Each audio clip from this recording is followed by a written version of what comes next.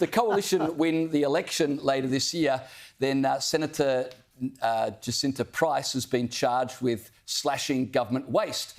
And I reckon she'd be sport for choices on where to start. But I think we may have found an area where she could immediately begin, and that's by axing the First Nations ambassador. Yes, we've got a First Nations ambassador. Justin Mohammed was appointed by the Albanese government in 2023.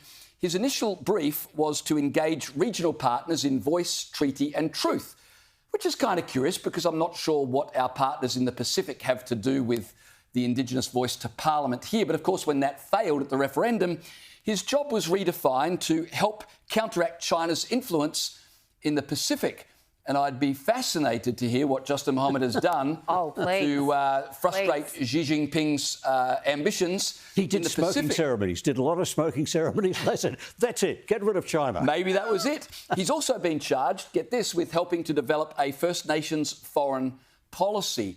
And I can't wait to hear what our First Nations ambassador has to say about Trump's 25% tariffs on aluminium and steel. Penny Wong says he's opened up new channels of exports for Australia. And what are they? No, she didn't say what they are. Oh, it was just a general sort of vague new exports. Point of praise. It's a role that clearly has been created out of thin air. Speaking of air, the First Nations ambassador seems to spend quite a bit of time in it.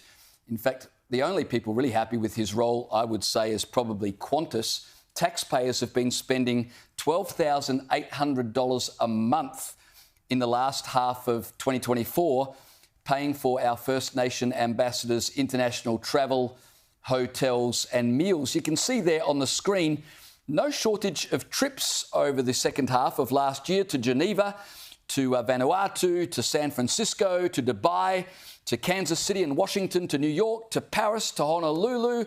I tell you what, he has been everywhere. If you totaled up all of the flights and international expenses, it now runs to $250,000 in just 2 years that's been spent on this position, Liz. And where's our return on investment, OK? Even as a politician or a councillor, local government councillor, when you go on these ridiculous junkets, you do have to submit some little paper. The MPs don't. They're supposed to be like, well, just my presence was the value, obviously.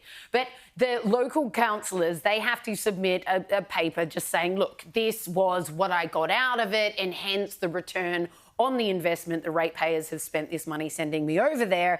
We see nothing. We see absolutely nothing. And also, because we're talking about the world's only First Nations people ambassador, I imagine that when he rocks up at these events, they're as flummoxed what this guy's good for as we are. You'd just be like, who is this bloke? Learn his title and still be like, OK, so what do you do? What are you good for? Why would I even strike up a conversation with you? What are we going to get done?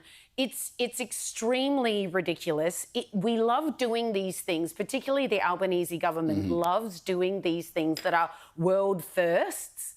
And then you look at them and you realise why they're world first, Kel. Nobody else had such a ridiculous, redundant idea. Yeah, and you've got to get back to basics. The basic principle is, why do you have an ambassador to represent some Australians and not all Australians? Ambassadors' jobs is to represent everyone in the nation. I mean, if this is going to be a founding principle and we'll have ambassadors for groups, can I put my hand up to be the ambassador for baby boomers? Because that's my generation. You'd be brilliant. And I can represent Australian baby boomers around the world. I mean, I can go on treks to discover the lost masters of Elvis Presley in Memphis. Really useful things for baby boomers. I mean, Don't give the Albanese